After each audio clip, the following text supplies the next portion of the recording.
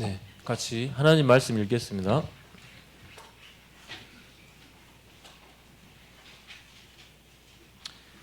네, 우리 쉬운 성경으로 우리 아이들과 같이 예배하고 있는데요.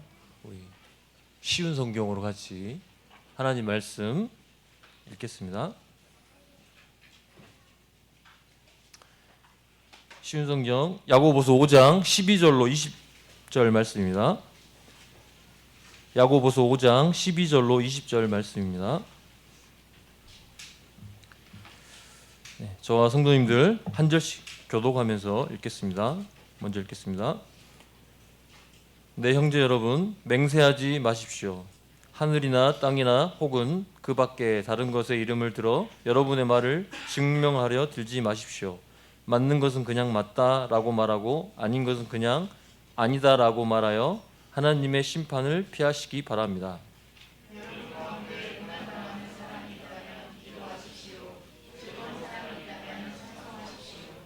병든 자가 있습니까? 교회의 장로들을 불러 주님의 이름으로 그에게 기름을 바르며 그를 위해 기도하게 하십시오.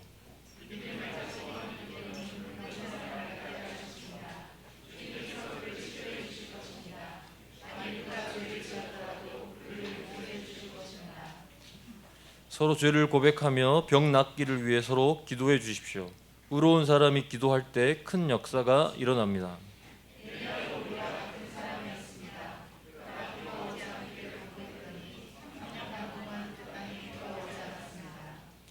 그 후 다시 기도하자 하늘에서 비가 쏟아졌고 땅에서 다시 곡식이 자랐습니다.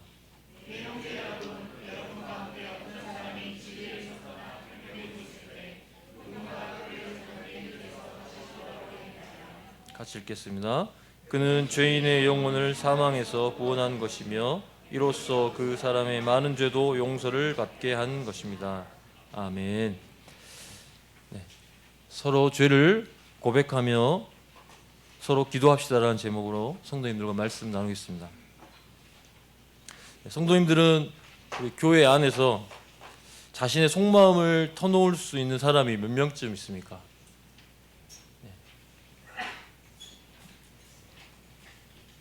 네. 시시콜콜한 이야기부터 자녀 이야기, 진로 이야기, 어떤 경제적 이야기, 그리고 질병, 그리고 죄에 대한 이야기까지 긴밀히 터놓을 수 있는 사람이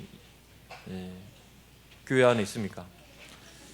성경 인물에서 우리가 그런 관계를 찾아보면 다윗과 요나단이 대표적으로 이렇게 서로 긴밀한 마음을 나누는 관계가 아니었나 생각합니다. 인간적으로 보면 요나단은 사울의 아들이죠. 그렇기 때문에 왕의 아들이기 때문에 왕위를 이을 자라고 볼 수 있지만 그의 친구 다윗이 왕이 될 것에 대해 질투를 하지 않았습니다. 심지어 요나단은 다윗을 자기 생명같이 사랑하였다고 했습니다. 요나단은 죽음을 무릅쓰고라도 다윗을 아버지 사울의 위협에서 건져주었고 다윗은 훗날 왕이 되어 죽은 요나단의 자녀를 거두어 왕궁에서 지낼 수 있게 복을 베풀어 줍니다. 우리에게도 이렇게 모든 것을 나누며 도와줄 수 있는 그런 동역자가 있을 때 정말 행복할 것입니다. 오늘 본문은 교회와 성도가 어떤 상황 중에도 우리가 하나님을 그리고 사람을 속이지 말고 고난당할 때 서로 긴밀히 죄를 고백하며 기도할 것을 권면합니다. 오늘 본문을 통해 교회와 성도가 하나님 앞에 온전히 서 있을 수 있는 방법이 무엇인지를 같이 살펴보기 원합니다. 사도 야고보는 12절 첫머리에 네, 형제 여러분, 맹세하지 마십시오라고 말합니다. 그리고 하늘이나 땅이나 혹은 그 밖에 다른 것의 이름을 들어 여러분의 말을 증명하려 들지 마십시오라고 말씀을 이어갑니다.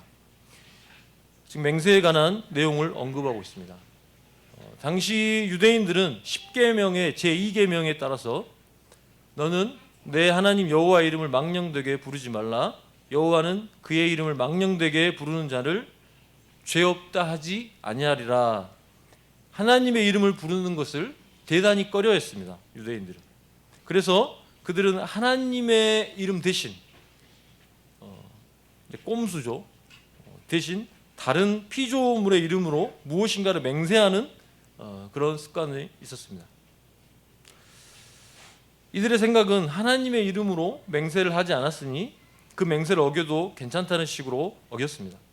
그래서 그들은 이제 피조물의 이름으로 빈번히 맹세하고 그 맹세를 어김으로 문제를 일으키고 있었습니다. 사도 야고보의 이러한 가르침은 이미 예수님께서 마태복음 5장 33절 이하에서 언급하셨죠.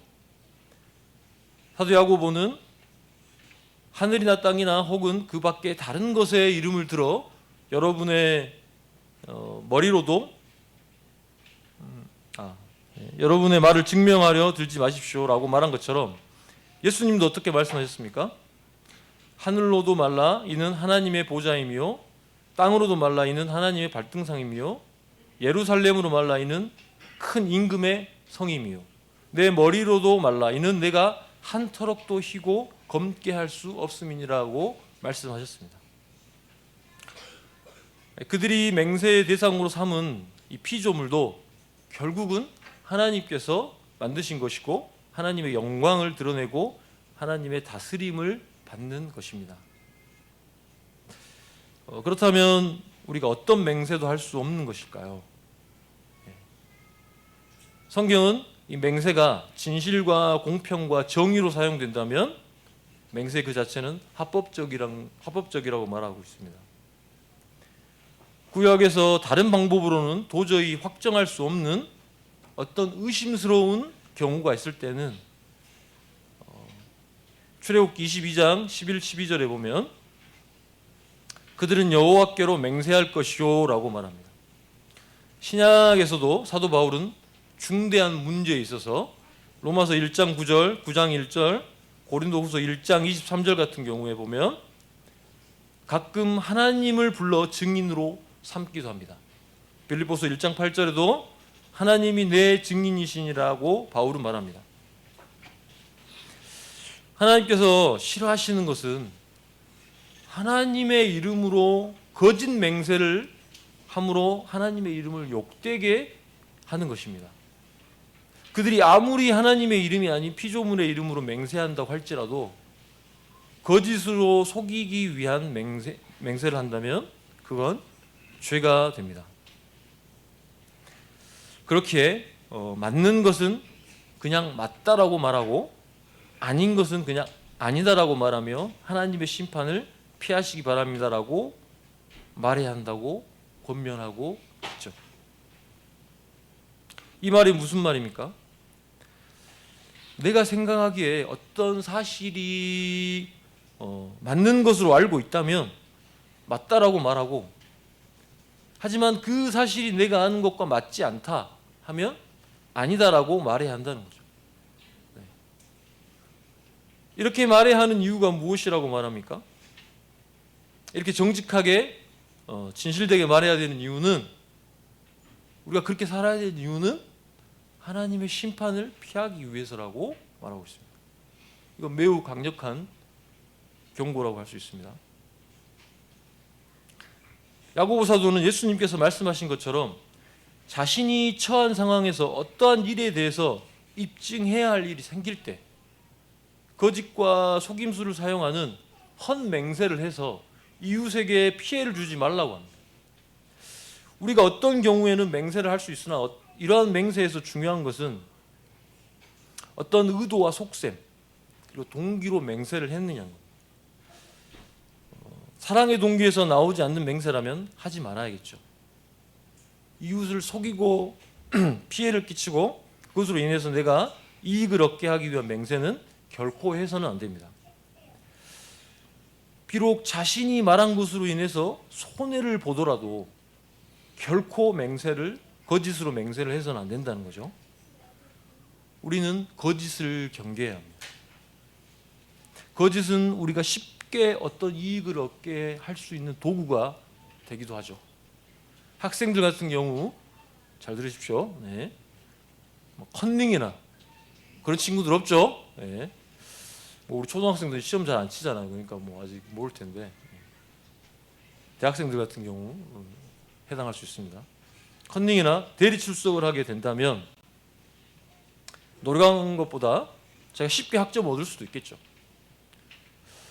또한 장사를 할 때 물건의 무게를 속이고 품질을 속이면 더욱 손쉽게 돈을 벌 수 있을지 모르겠습니다. 또 우리 자녀들 같은 경우 부모님이 안 보고 있다고 동생에게 못된 말과 행동을 하고도 안 했다고 맹세할 수도 있습니다. 이 같은 경우 내가 원하는 학점, 어떤 뭐 이윤, 이득, 그리고 관계를 얻었을 수 있지 모르겠지만 이러한 행동은 하나는 알고 둘은 모르는 아주 어리석은 행동이 말아야 됩니다. 이건 바로 눈 가리고 아웅하는 것과 같은 것입니다. 왜 그렇습니까? 그러한 자들은 하나님의 심판에 떨어지기 때문입니다. 아니 내가 조금 거짓말하고 조금 속였다고 해서 하나님의 심판을 받는 건가요? 이렇게 말할지도 모르겠습니다. 그러나 거짓 맹세는 결코 하나님이 인정하지 않습니다. 거짓과 하나님은 결코 공존할 수 없습니다.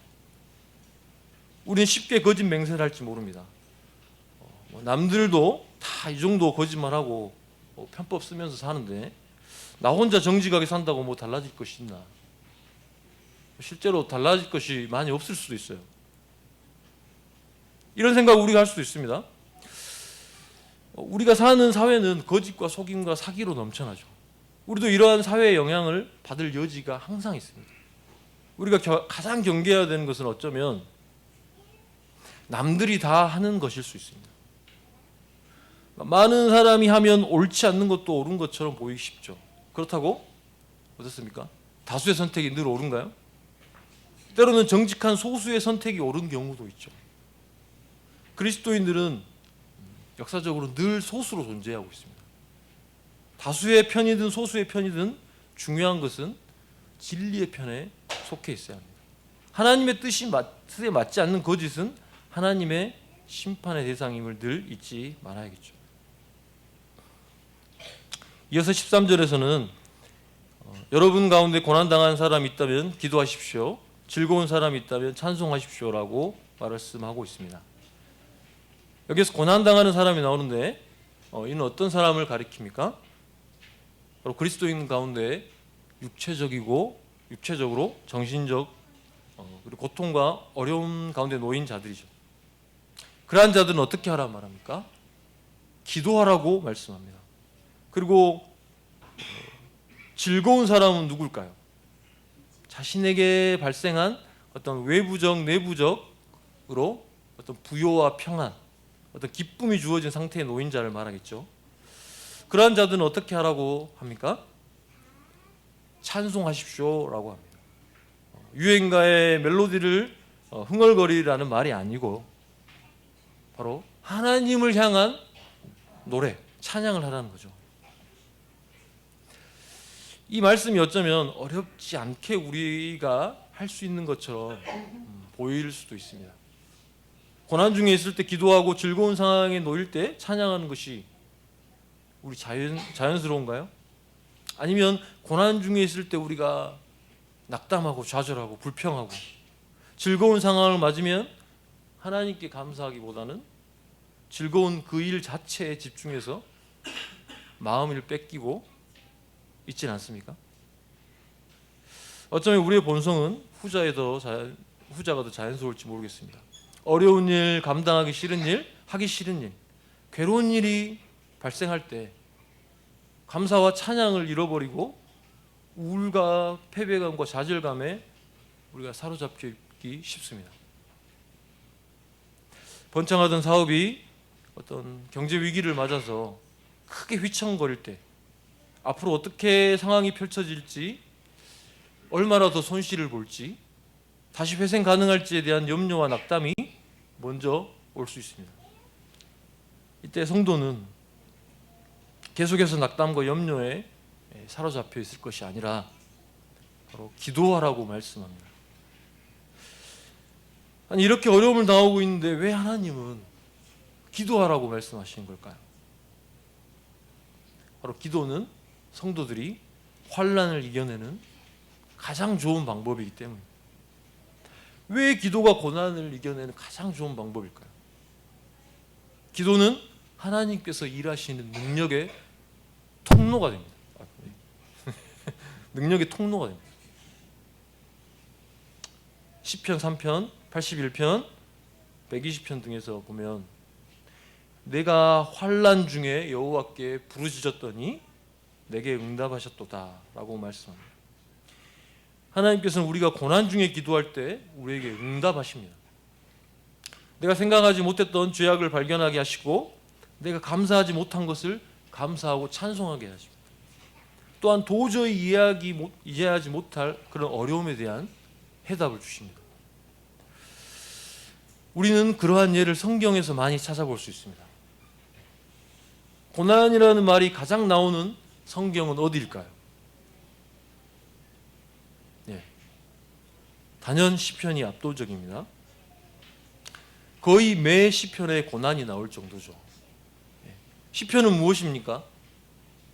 시편은 바로 성도들의 기도예요. 그 성도들의 찬양입니다. 시편의 절반 가까이는 누구의 시라고 알려져 있죠? 네, 다윗의 시라고 알려져 있습니다. 다윗 왕, 이 다윗이 왕이 되기 전에 사울에게 쫓기고 많은 고난을 겪었죠. 그리고 왕이 되었어도 어떻습니까? 자신의 어떤 죄악과 그런 결과들로 인해서 대단히 많은 고난을 겪습니다. 그래서 이제 시편에는 고난당하는 자의 내용이 상당히 많이 나옵니다. 이 말은 비단 다윗뿐만 아니고 이 다윗으로 대변되는 고난당하는 자들, 바로 성도들이 무엇을 했다는 것을 말하고 있을까요? 바로 고난당하는 상황에 끊임없이 기도했다는 것을 말하고 있습니다. 고난당하는 성도들의 마땅한 태도, 그건 기도하는 것입니다. 고난당하는 자들의 시편 기도를 살펴보면 그 내용은 고난당하는 자신의 처지를 하나님께 솔직하게 고백합니다.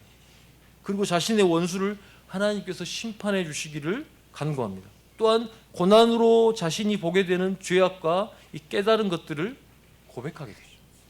그리고 하나님의 신실하심과 성품을 열거하며 그분을 찬양합니다. 즉 감사와 찬양, 간구, 탄원 등의 내용이 나옵니다.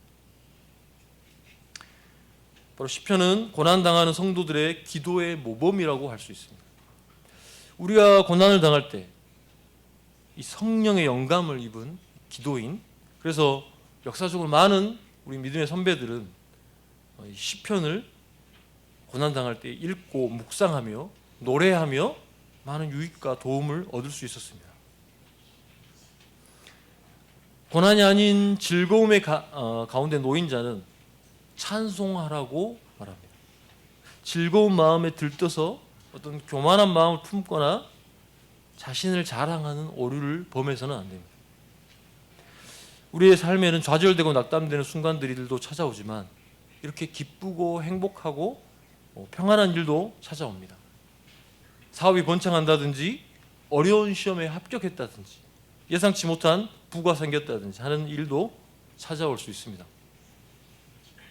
이때 우리는 자신이 얻게 된 것에 대해서 우쭐대거나 자랑하는 것이 아니고 어떻게 하라고 말합니까? 오직 하나님을 찬양하라고 합니다.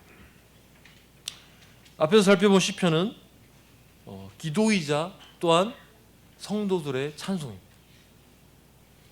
환난과 어려움, 고통에서 질병에서 구원한 하나님을 찬양합니다. 원수의 손에서 구원하실 하나님을 찬양합니다. 우리는 왜 즐거울 때 하나님을 찬송해야 할까요? 우리가 즐거워하는 모든 것은 바로 하나님께서 허락하셨고 주관하고 계셨기 때문에 찬송할 수밖에 없는 거죠. 이렇게 생각하지 않는 자는 찬송할 수가 없습니다. 믿음이 있는 자만 찬송을 할 수 있는 거죠. 우리가 찬양하는 이유는 멜로디가 좋아서, 리듬이 좋아서가 아니죠. 왜 오늘 우리가 이 아침 모여 찬양했습니까? 우리가 하나님을 신뢰하는 믿음이 있기 때문에 찬양을 하는 것입니다. 우리에게 주어진 건강, 재능, 부, 능력, 이런 환경 등은 누가 주셨다고 고백하는 거죠? 우리 주님께서 주셨다고 고백하는 것이 바로 찬송입니다. 우리는 실제로 이 모든 것이 하나님이 주셨다고 생각합니까? 나의 노력이 99%이고 1%가 하나님의 은혜라고 여긴다면 찬송할 수 없죠. 반대로 99%가 하나님의 은혜이고 1%가 나의 노력이라고 여겨도 찬송할 수 없습니다. 오직 100% 하나님의 은혜라고 여겨야만 우리가 찬양할 수 있는 거죠. 우리는 코로나 시기에 뭘 경험했습니까? 작은 바이러스에도 전 세계가 멈출 수 있는, 우리는 독감, 독감 비슷하죠. 감사합니다. 이 독감과 같은 작은 바이러스에도 전 세계가 멈출 수밖에 없는 아주 미약한 존재라는 것을 우리가 보았죠. 하나님께서 허락하시지 않고는 그 무엇도 허락되지 않음을 인정해야 우리는 온전한 찬송을 할 수 있습니다. 우리의 입술은 하나님의 찬송으로 늘 가득 차 있는 것이 마땅하죠. 이어서 사도 야고보는 같은 맥락에서 고난당하는 자의 대표적인 유형인 병든 자에 대해 언급을 합니다. 병든 자는 교회 장로들을 부르고 장로들은 주님의 이름으로 그들을 위해서 기름을 바르며 기도해야 할 것이라고 합니다. 병든 자들은 몸이 약해지고 아픈 자들을 말하죠. 이들은 병이 들었을 때 장로들을 부르라고 합니다. 여기서 장로는 통상적으로 치리하는 장로와 가르치는 장로를 말합니다. 좀 더 정확히는 가르치는 장로라고 볼 수 있습니다. 병든 자들의 치유를 위해서는 은사를 베풀 수 있는 자는 바로 말씀을 행하는, 말씀의 사역을 행하는 장로라고 할 수 있는데, 이는 이러한 치유의 은사가 더욱 말씀을 더욱 확실하게 보증할 수 있기 때문에 라고 할 수 있습니다. 그렇게 장로들은 병든 자에게 주님의 이름으로 기름을 바르라고 합니다. 기름을 바르는 행위는 유대인들에게는 통상적으로 치유하시는 하나님의 은혜를 상징합니다. 그러니까 치료할 때 행하는 이제 유대인들의 관습과 같은 것이죠. 그리고 어떻게 해야 한다고 말합니까? 장로들은 병든 자들을 위해 기도하라고 합니다. 병든 자들을 위해 장로들이 해야 할 것이 무엇입니까? 어떤 위로의 말이나 선물이 아니라 기도하라고 말합니다. 병든 자들을 위해 장로들이 해야 할 것은 기도입니다. 병든 자도 그런데 자신이 하나님께 기도할 수 있죠? 기도할 수 있습니다. 장로들만 기도할 수 있는 건 물론 아니죠. 그런데 왜 장로들을 청하라고 한 것일까요? 신자가 병이 들고 고난을 당하고 하는 것은 바로 교회적으로 큰 고난을 당한 일이기 때문입니다. 교회의 치리와 믿음을 위해 세운 자들이 장로이기 때문에 고난 중에 있는 자에게 방문하는 것은 마땅한 것입니다. 그리고 하나님은 교회를 세우기 위하여 그들에게 은사를 주셨기에 장로들은 병든 자를 위해 가장 적합하고 능력 있게 기도할 수 있는 거죠. 그리고 병든 자가 장로를 부르라고 하죠. 장로들이 병든 자가 있는 것을 알고 청하기 전에 먼저 가는 것이 아닙니다. 이 병든 자가 믿음을 가지고 장로들을 불러야 한다는 것을 보여주죠. 이러한 지금 모습들은 대단히 격식이 있고 질서가 있는 것으로 우리가 볼 수 있습니다. 이 또한 이 병자들을 위한 치유의 일이 단순히 어떤 성도 개개인의만의 문제가 아닌 교회와 함께 질서 있게 해 나가야 되는 중대한 일이라는 것을 보여줍니다. 그러한 모습은 장로 한 명을 부르라고 하지 않죠. 지금 장로들을 부르라고 한 것에서 알 수 있습니다. 이는 병자가 치유될 때 그 일이 한 명의 장로와 그 병이 든 성도의 개개인의 일로 남는 오해를 없애고자 하는 방편으로 볼 수 있습니다. 성도인 우리는 결코 교회와 분리될 수 없음을 알아야 합니다. 교회에 속하지 않는 성도는 존재할 수 없습니다. 개인이 병에 걸린 것이지만 만약 성도가 병에 걸렸다면 그 일은 교회의 일이 되는 거예요. 성도는 교회의 지체입니다. 발이 병에 들면 어떻습니까? 우리가 발이 병에 들면 발만 아픕니까? 네. 우리 몸 전체가 영향을 받는 거죠. 성도인 우리는 교회의 지체라는 인식을 늘 가져야 합니다. 자신의 몸이 교회의 부분인 것을 알고 그에 따라 행동해야 하는 것입니다. 이렇게 교회의 지체가 병이 들었을 때 교회의 장로들은 그를 위하여 기도합니다. 그 기도는 우리 같이 15절 같이 한번 읽겠습니다. 15절 한번 같이 읽겠습니다. 시작.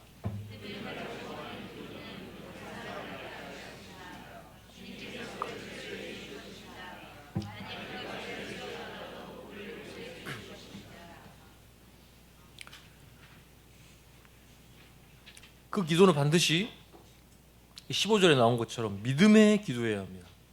왜냐하면 이 믿음의 기도는 병든 자를 구원하기 때문이죠. 여러분, 믿음의 기도는 무엇일까요? 믿음에서 나오는 기도입니다.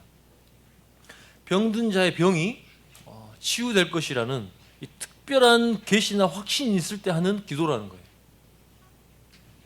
그러니까 병든 자의 병이 치유될 것이라는 이런 확신이 있을 때, 어쩌면 들으실지도 모른다라는 그런 식의 기도가 아닙니다. 여기서의 기도는. 그리고 병든 자 또한 믿음을 가지고 있어야 합니다. 성경은 믿음이 없는 자에게는 아무 권능도 행하지 않았다는 것을 우리가 마가복음 6장 5절에서 알 수 있습니다. 이렇게 서로가 확신을 가지고 하는 기도는 병든 자를 구원한다고 합니다. 여기서 구원한다는 의미는 육체적인 병을 치유한다는 의미를 말합니다. 성경 여러 곳에서는 육체적인 치료를 구원이라는 말로 언급합니다. 즉 주님께서 병든 자를 일으키실 것이라고 말하고 있습니다. 그러면서 그가 죄를 지었더라도 그를 용서해 주실 것이라고 말합니다. 그 사람이 병이 든 것이 죄라고 단정하고 있지는 않지만 죄가 그 병의 직접적인 원인이 될 수도 있음을 암시하고 있죠. 물론 모든 병이 죄의 결과라고 할 수 있습니까? 네. 어떤 경우는 요한복음 9장 2절에 나온 것처럼 하나님의 영광을 나타내기 위해서도 발생하기 때문이죠. 모든 병이 죄의 결과라고는 할 수 없습니다. 믿음의 기도는 병든 자가 죄를 지었더라도 그의 죄를 용서해 줄 수 있다고 말합니다. 이와 같은 예는 중풍병자와 그 친구들이 사람이 많아 예수님께 다가갈 수 없게 되자 지붕을 뜯어 어떻게 했습니까? 지붕 위에서 병상체로 중풍병자를 내린 사건 여러분 알고 계시죠?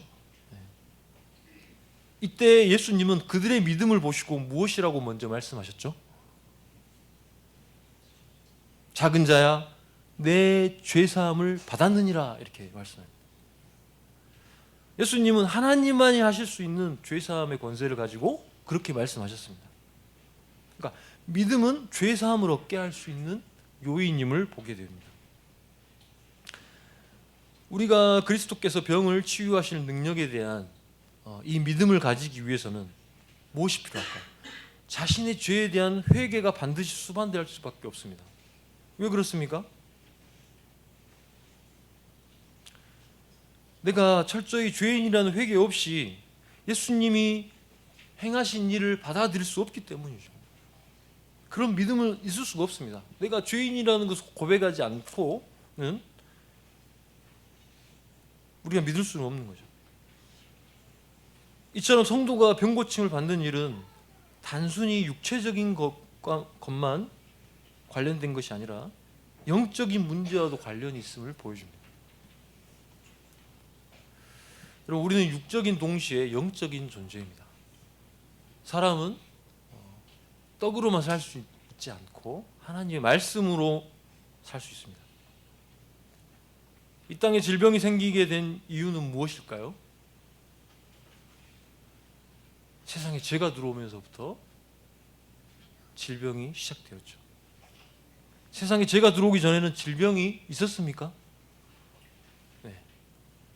대답이 없는 거 보니까 잘 모르시는 것 같은데, 네. 세상에 죄가 들어오기 전에는 질병이 없었습니다. 질병은 죽음의 증상이라고 할 수 있습니다.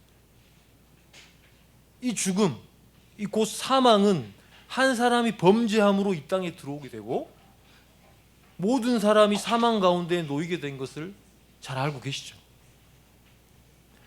이렇게 첫사람이었던 아담의 범죄로 인해 질병과 죽음이 들어오게 된 것입니다. 그런데 한 사람, 예수 그리스도의 은혜를 통하여 그를 믿는 자들은 어떻게 되었습니까? 생명을 얻게 되었다고 로마서 5장 15절에 말씀하고 있습니다. 예수님의 질병의 원인은, 예수님은 이 질병의 원인인 사망을 정복하셨죠. 그래서 예수님께서 행하신 이 행적을 기록한 복음서에는 어떻습니까? 많은 치유의 기적들을 기록해 놓습니다.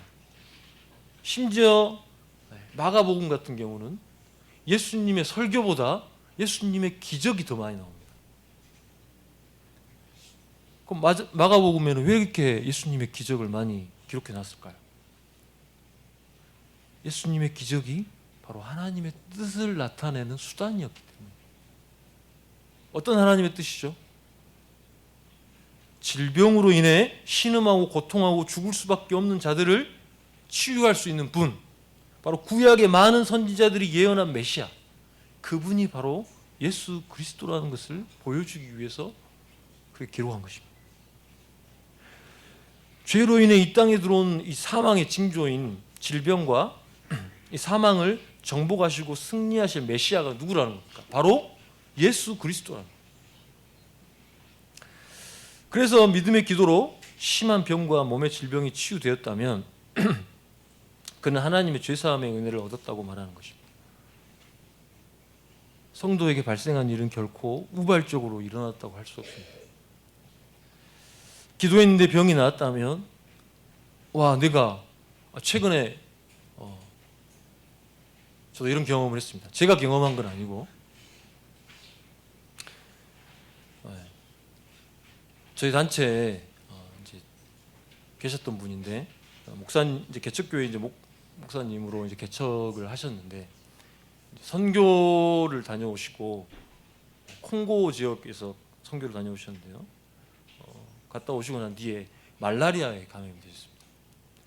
이제 말라리아가 뇌까지 이제 침투해서 언어 장애가 오고 의식 불명이 오고, 그래서 이제 의사는 그 사모님께 마음의 준비까지 해라 이렇게 말씀을 한 상황이었습니다. 그때 저희 동역자들이, 전국에 있는 동역자들이 이제 카톡으로 공유하면서 서로 기도하기 시작했습니다.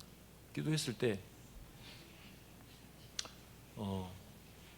하루가 되지 않아서 의식이 돌아오고 열이 떨어지고 말을 하게 되고, 그리고 이제 중환자실에서 일반 병실로까지 옮기게 되는 그런 상황이 기적적으로 발생한 것을 저희 경험했습니다.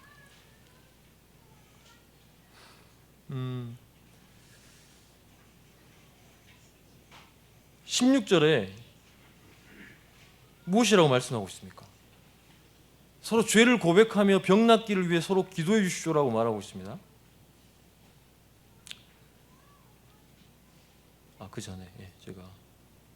그 전에 방금 제가 기도했는데 어떻게 했다고 했습니까? 네, 죄송합니다. 병이 나았다고 했죠. 네. 병이 나았는데, 와, 내가 기도 한 번 했는데 병이 나은 것 같네, 신기하네. 이렇게 반응할 일이 결코 아니라는 겁니다. 우리가 기도했을 때, 병이 나았을 때.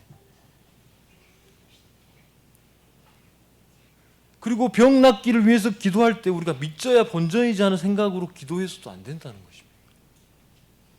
교회는 신자가 병이 들었을 때 그 병 자체만을 위해서가 아닌 그 성도의 영혼을 위해서도 우리가 기도해야 합니다. 16절에 무엇이라고 말씀하고 있습니까? 서로 죄를 고백하며 병 낫기를 위해 서로 기도해 주십시오라고 말하고 있습니다. 교회가 병 낫기를 위해 기도할 때 서로 죄를 고백하라고 합니다. 사도 야고보는 이 병 고침의 문제를 다루면서 적극적으로 죄의 문제를 꺼내고 있습니다. 죄를 숨겨서는 안 된다고 말합니다. 왜 죄를 숨겨서는 안 될까요? 우리가 죄의 고백 없이는 용서를 받지 못하기 때문입니다. 이러한 죄 고백은 단지 하나님께 개인적으로 하는 죄 고백만을 말하지 않습니다. 오늘 본문에서는 하나님께 죄를 고백하라 하지 않고 하나님께 죄를 고백을 하지 않고 무엇이라고 말합니까? 서로 죄를 고백하라고 합니다. 이건 성도들 간의 죄의 고백을 말합니다. 그리고 교회 앞에서의 죄의 고백도 당연히 해당합니다. 대표적인 죄 고백이 무엇입니까? 오늘 입교하시고 또 세례 받으셨지 않습니까?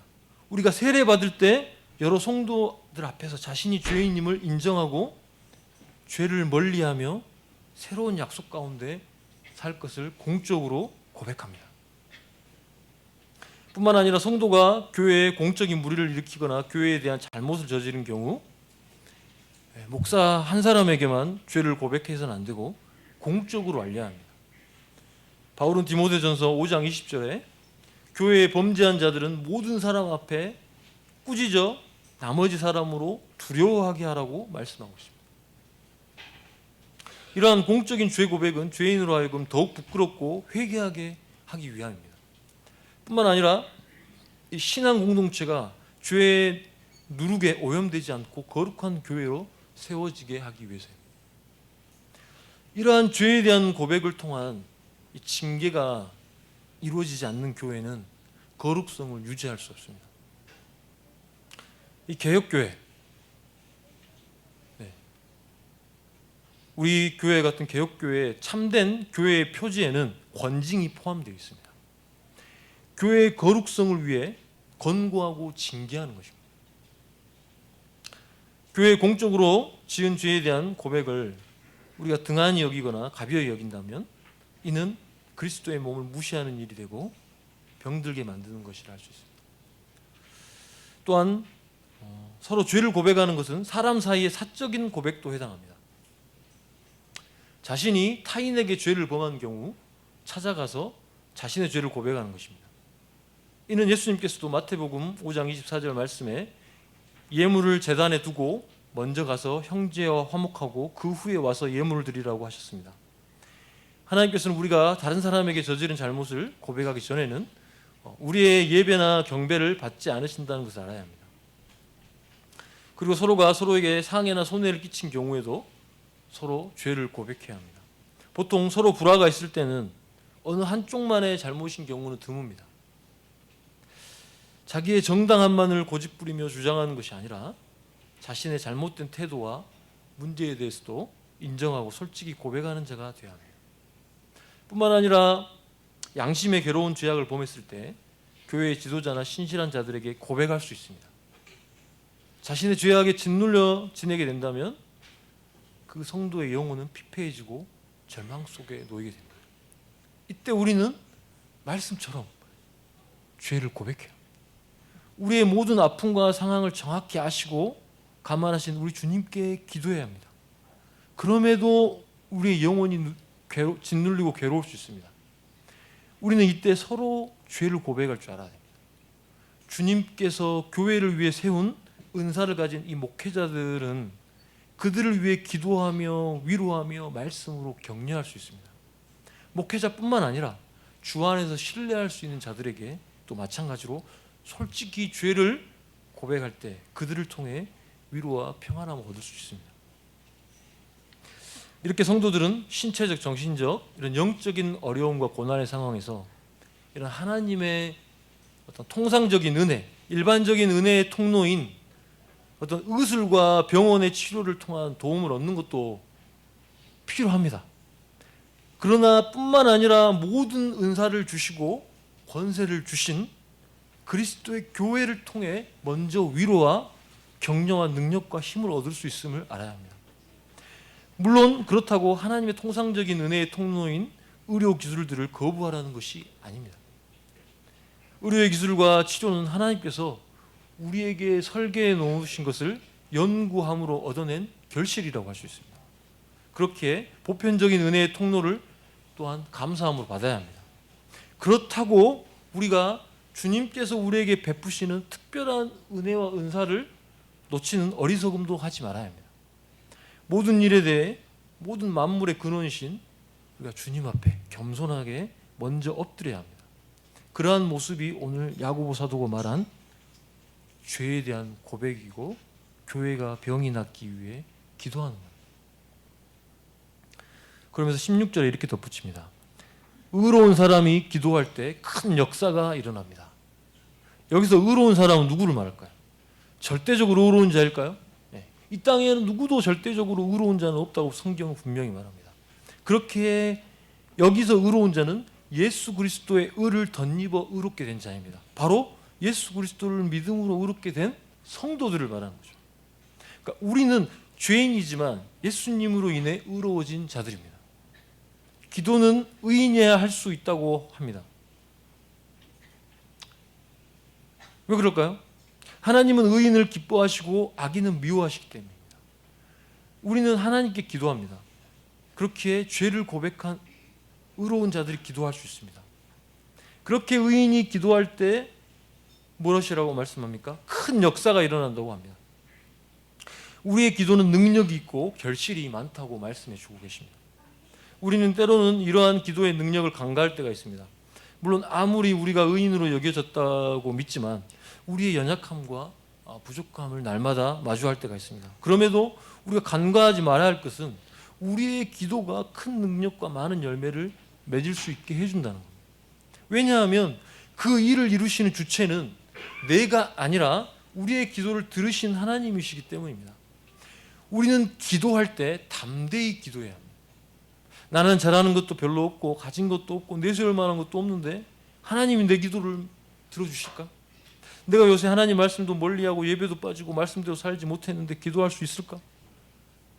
그렇기 때문에 어떻게 하라고 말씀하셨죠? 우리의 죄를 고백하라고 하셨어요. 사단은 우리가 죄책감에 사로잡혀 기도하기를 망설일 때 제일 기뻐하고 있습니다. 왜냐하면 기도할 때 우리는 죄악을 이길 수 있고 하나님의 위로와 힘과 능력을 얻을 수 있기 때문입니다. 사단은 우리가 그 힘을 얻기를 죽도록 싫어합니다. 왜 기도하는 것을 망설입니까? 내 죄악이 드러나서 괴로워지는 것이 싫어서인가요? 기도해봤자 별로 달라질 것이 없어서 그럽니까? 기도를 어떻게 할지 몰라서입니까? 네, 여러 요인들이 있을 수 있습니다. 우리 아이들도 제 자녀들도 지금은 잘하지만 식사 기도를 번갈아 가면서 아침에는 단이, 점심에는 유은이, 저녁에는 제가 이렇게 번갈아가며 시켰는데 막 하기 싫어가지고 온몸 막 비틀면서 안 하려고 했었습니다.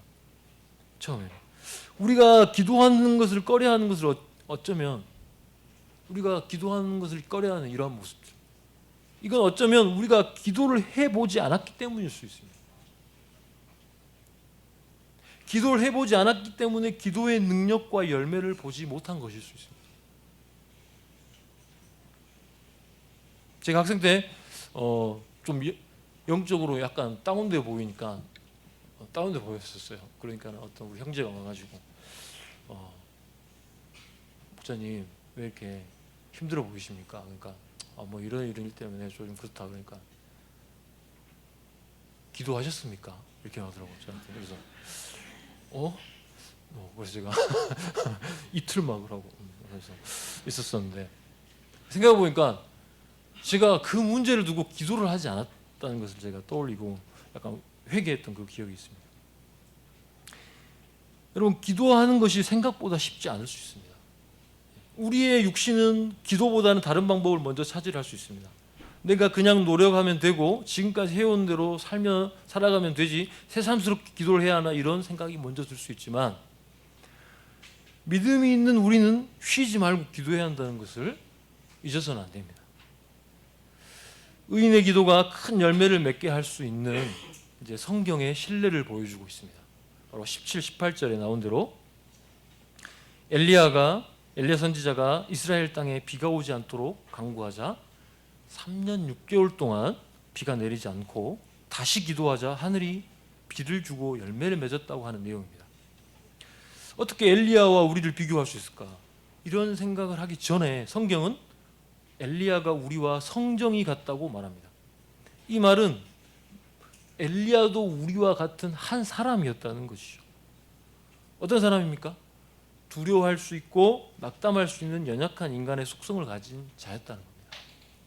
구약의 대표적인 선지자였고 무수히 많은 기적과 능력을 행한 엘리야였지만 그도 역시 악한 여인 이세벨이 그의 목숨을 노릴 때 이세벨을 막 이렇게 처단하려고 했습니까? 그렇지 않았죠.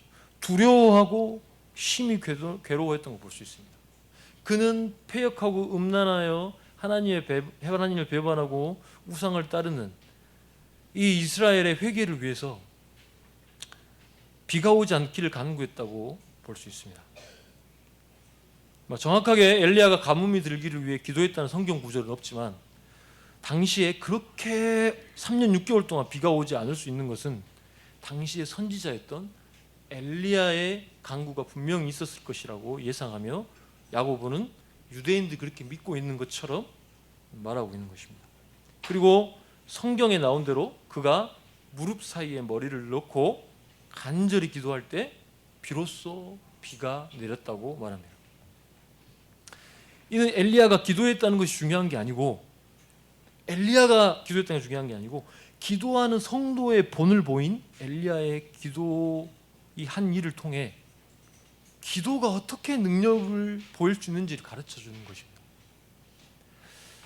야고보 사도는 성도들이 자신에게 닥친 큰 일, 중한 병에 걸린 일이 결코 기도하지 않고 대수롭지 않게 넘어갈 수 있는 일이 아니라고 말합니다. 고난당하는 자는 자신의 고난이 어떻게 생겼는지 기도하며 자신을 살펴봐야 되고 자신에게 죄가 발견된다면 사적이든 공개적이든 죄를 고백해야 함을 보여줍니다.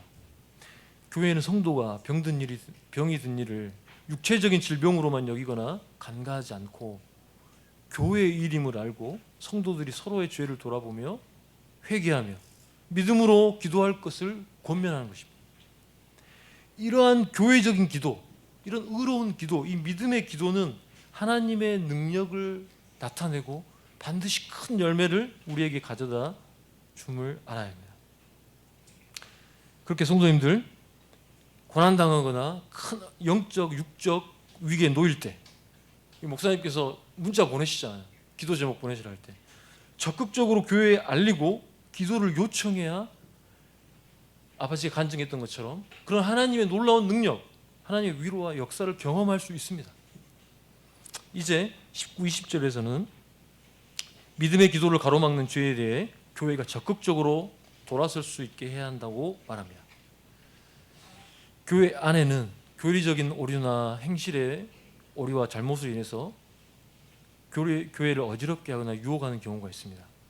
이러한 상황에 교회와 성도는 적극적으로 그들의 교리적 오류를 바로잡고 행실의 잘못을 고쳐야 할 필요가 있습니다. 그 결과 어떻게 된다고 말씀하고 있습니까? 옳지 않고 잘못된 교리, 옳지 않은 행실에 유혹된 성도의 영혼을 구원할 수 있고 그들의 죄를 덮어주는 결과를 가져온다고 말하고 있습니다. 이는 교회가 가진, 성도가 가진 놀라운 은혜의 수단을 말씀하고 있습니다.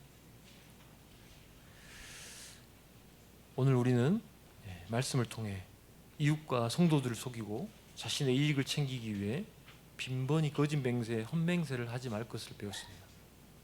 거짓이 난무하는 세상처럼 진실을 교모에 숨기고 정직하지 못한 동기로 한 약속은 반드시 하나님의 정죄 아래에 있음을 알아야 합니다. 또한 고난 중에 있는 성도는 기도해야 되고 번영과 평안 중에 있는 자들은 주께 감사하며 찬송하라고 합니다. 모든 일을 허락하신 하나님께 겸손함으로 기도할 줄 알고 찬송할 줄 알아야 합니다. 특히 질병의 고난으로 애통하는 자들에 대해 그들은 교회의 장로들을 청하고 기도를 부탁해야 합니다. 이러한 믿음의 기도는 병든 자의 영혼을 구원하고 질병을 낫게 하였습니다. 성도에게 죄가 있다면 반드시 하나님과 사람 앞에 회개하며 고백해야 합니다. 이 일은 교회를 정화시키며 열매를 맺게 하기 때문입니다.